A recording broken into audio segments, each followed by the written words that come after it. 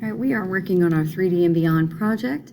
Please make sure that in your notebook that you have the title and that it is for math class. If you have not written in your intro paragraph as you're defining the problem, you need to do that, please. So we're going to be talking about the first part, which is about planet scaling. The things that we have to keep in mind is we have to have a measurement of the planet.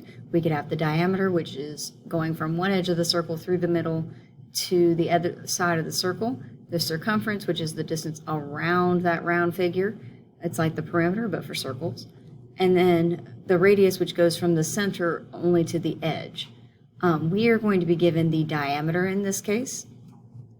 The other thing we have to keep in mind is the size that we want. We want it to be able to fit in our notebook, so we need to scale it down so that that can happen. We need to start with the largest one, which is Jupiter, because if that one can fit, then the rest of them can fit as well.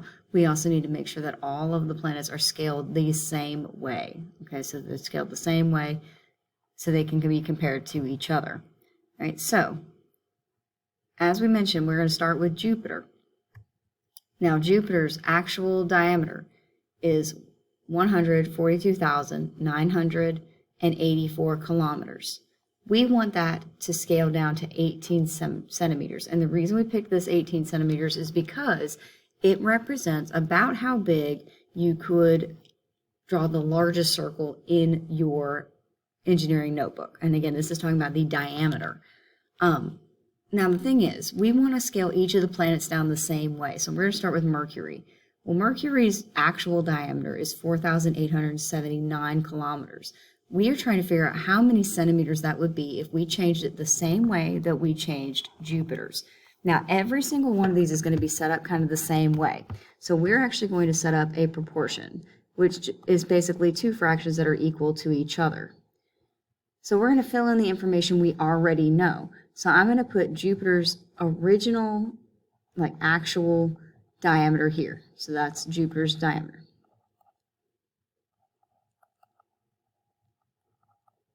All right, so then I want to put in this other fraction Jupiter's scaled diameter.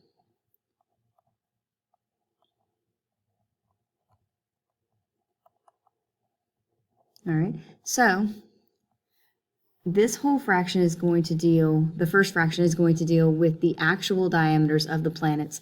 The second fraction here is going to be the scaled diameters of the planets.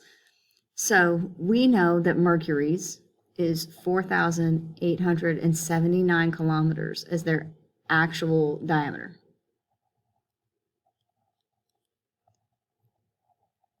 Now we are trying to figure out what the scaled diameter of Mercury would be. So I put in a variable to represent this number because I don't know what it is yet. You could use whatever letter. I like to use X when I'm talking about solving for an unknown, but you could also have done M for Mercury. It would be fine. So I have a fraction equals another fraction. Now I can't easily see what I would multiply 18 by to get to this diameter. So what I'm going to do is I'm going to cross multiply. So I'm going to multiply these two. So that'll give me this. And remember, there's nothing in between them, which tells me it's multiplied. If it helps you to put that multiplication dot there to keep track of that, that's fine. And then I'm going to multiply across the other way. So again, that's called cross multiplying. So when I do that, I'm going to get a kind of large number, and that's okay. So I'm going to get 87,822.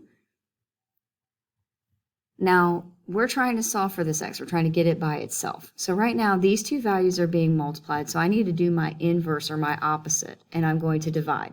Since this is the number that is being multiplied by x, I'm going to divide it in order to get it away from the x value. These two will cancel out to give me 1, so this is 1x, or just x. When I do that over here, all right, and I wrote it as a fraction, you see how I'm taking a number and I'm dividing it by my denominator. The top number is smaller than the bottom number, which means that when I actually divide this, I should be getting a number smaller than 1, because this is a proper fraction, meaning the smaller number's on top. If these were flipped and the bigger number was on top, this would be an improper fraction, therefore I'd get something bigger than 1. The reason I say that is because when people type this into the calculator, what you're actually typing in would be this right here. So you'd be typing it in like this. Now, if you accidentally got these backwards, you would get a very different answer. So that's why I say that. So because the smaller number is first, this should be less than 1. So when I actually divide this out, I get this fairly long decimal. Now, obviously we want to be accurate, but we don't need all of these decimal places. Okay, if we were working at NASA or something like that, we want to make sure that everything is perfect. We might keep more of this. But what I'm going to do is I'm going to on the hundredths place, which is where the 1 is right here. So based off of the number that follows it, it will tell me whether I need to round up or keep it the same. So if it's 4 or lower, you are going to leave it alone. If it is 5 or higher, you're going to round up. Since it's followed by 4, this is going to stay a 1. So my final answer is 0.61.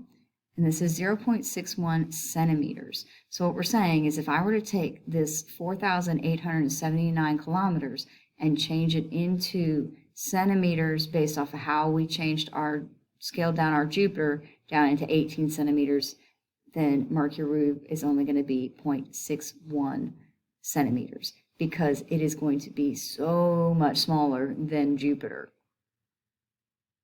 So you're going to do this exact same process for each of the planets. You will always be using Jupiter's diameter and Jupiter's scale diameter as your denominators. Then make sure the first fraction here on the, so the first fraction on the left is always the actual diameters. The second fraction on the right is the scale diameters. We always cross multiply and then divide and round to the hundredths. Okay, so again, you only need to go to the hundredths because that's going to be more than enough accuracy for what we are doing.